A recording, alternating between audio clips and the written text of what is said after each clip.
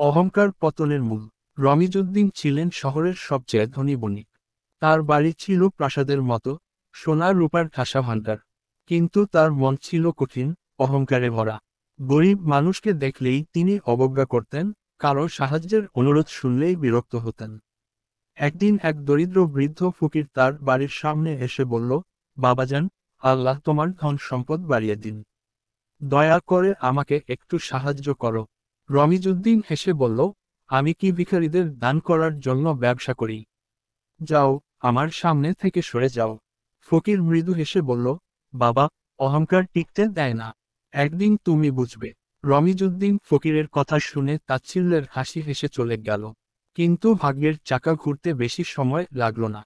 কয়েক মাসের মধ্যেই তার ব্যবসায় বড় ক্ষতি হলো। বিশাল এক লেনদেনের ফাঁদে পড়ে সে সব সম্পদ হারিয়ে ফেলল। যারা একসময় তার পাশে থাকত, তার প্রশংসা করত, তারা সবাই দূরে সরে গেল।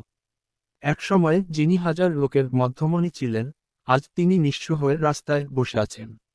একদিন ক্ষুধার্ত অবস্থায় রাস্তার পাশে বসেছিলেন তিনি।